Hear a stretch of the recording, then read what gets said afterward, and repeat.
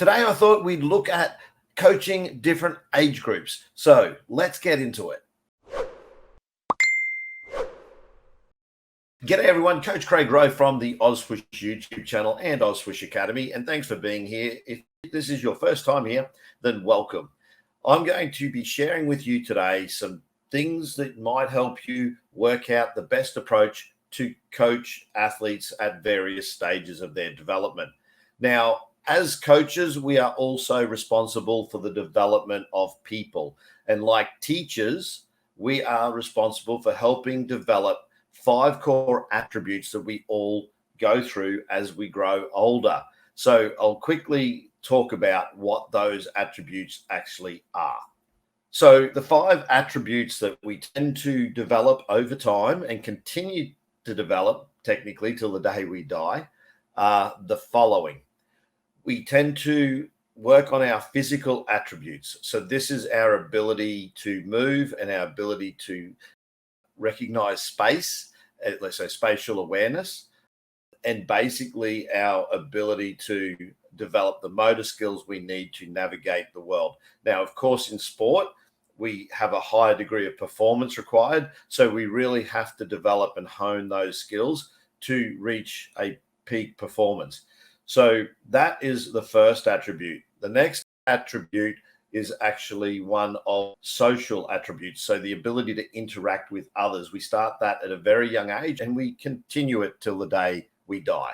Then there's our emotional attributes. So we are constantly changing from a very young age right through the course of our life in how we deal with the world emotionally. You'll remember as a child, we probably cried at the drop of a hat. As an adult, it's less likely, but we have other stresses and emotional impacts that impact the way we navigate the world.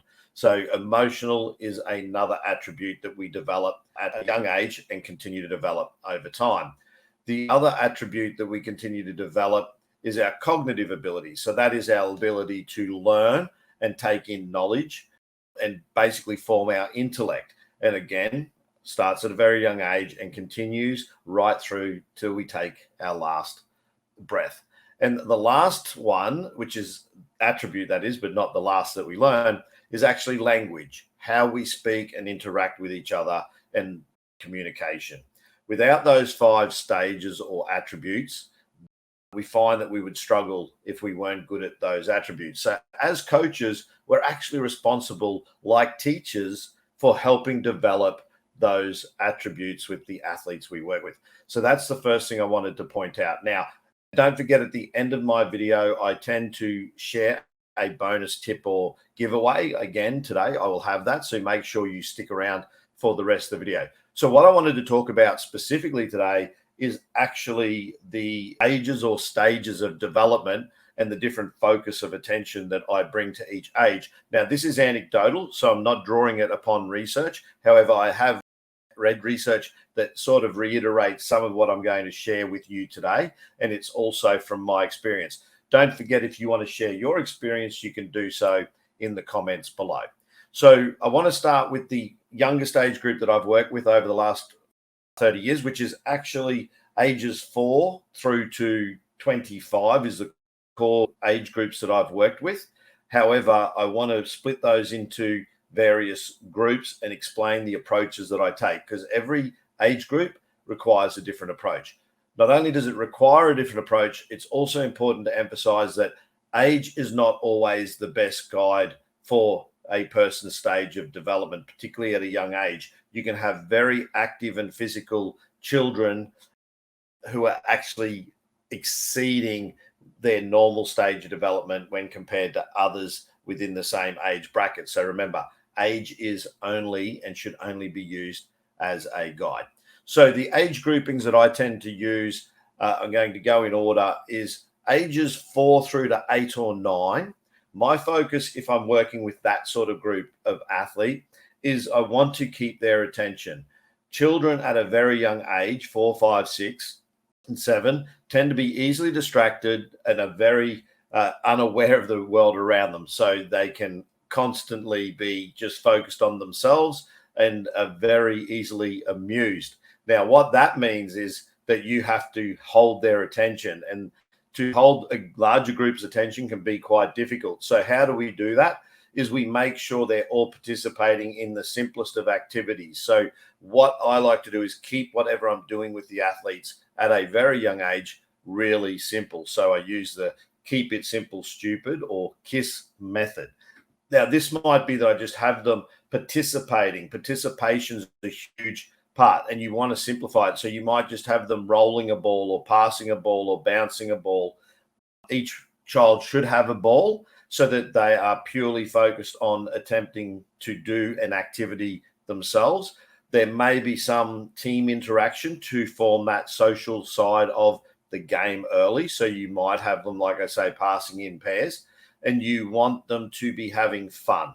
So at the very youngest age, you want to make sure you're getting smiles on the faces and that boredom isn't a factor, because if you don't have those two factors, boredom covered and fun, if you're not delivering on keeping them busy and them having fun, you will lose them early to the sport.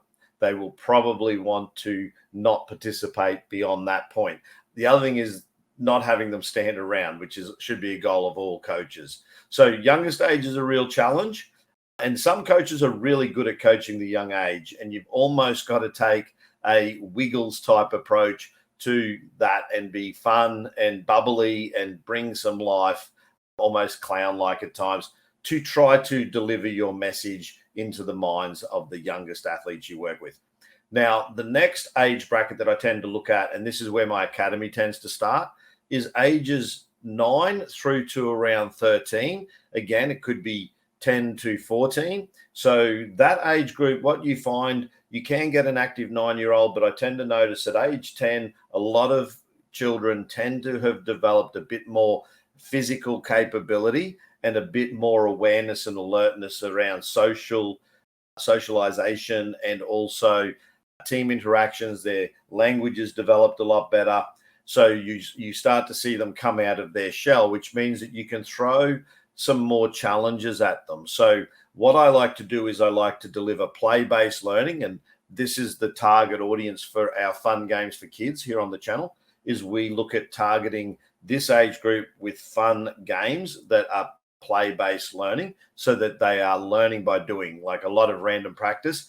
And injected into that, we also would recommend you apply structured learning, so breakdowns of drills, and we like to challenge this age group. So what does that mean? It means that we are throwing things at them that are going to push them to their limits. So we're going to be doing 2 ball handling drills.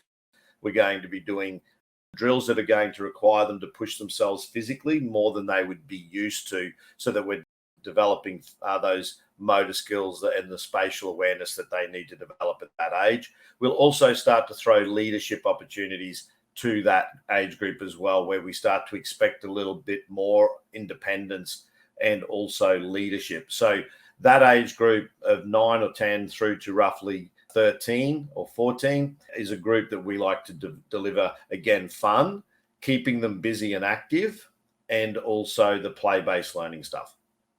The next age group that we tend to focus on, and again, this aligns with a lot of our approach with our academy and also with the schools that we work with, is ages 14 through to approximately 18 or 19. So this age group are your teenagers, and anyone who's coached or has teenagers or taught teenagers know that this is a really challenging time, because a lot of the individuals that you work with tend to be testing the world. So they are actually rebelling a little bit.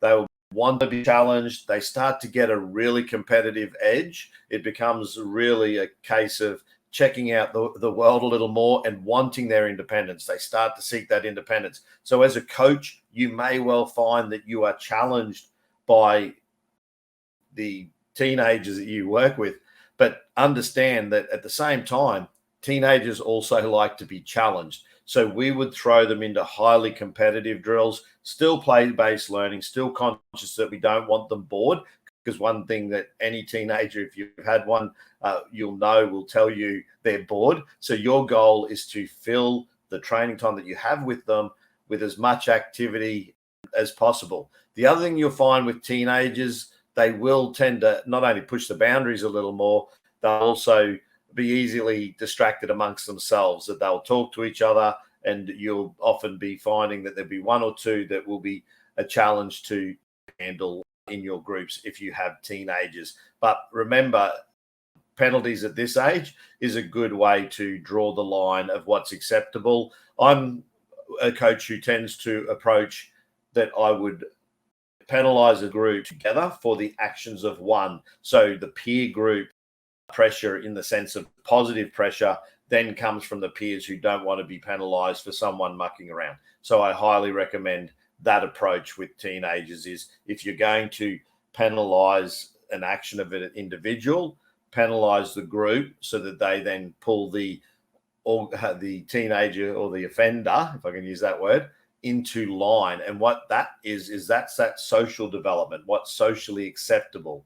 And we want that positive reinforcement from their peers that, hey, don't do that. We don't want to do a penalty.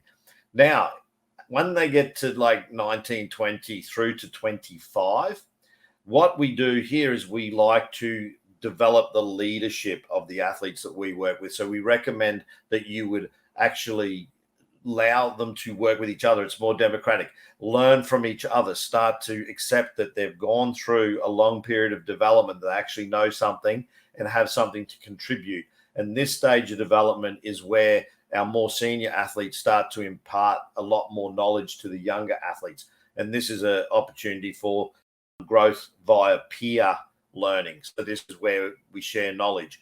Now, those are the 4 stages we work with at our academy, but I've worked with senior teams with older athletes. And one of the things I observe is that from ages 24 through to about 32 tends to be when athletes reach their peak. So they're going to, at some stage, they'll probably be as good as they're most likely to ever be, as far as physical, mental, emotional, those stages of development that I talked about earlier, the social skills, they're all fully developed from age 24, 25 through to that 32. The approaches we take from teenage right through to say the retirement age is that athletes have to be competitive.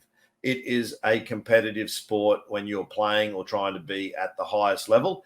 And we take an approach of making sure that our training sessions are always challenging. So the bonus tip is actually a flashback to an earlier episode where we talked about the skills matrix. So again, in this episode, I thought I would share that skills matrix with you again. So the skills matrix is a guideline of things that you should be teaching your athletes over a period of time.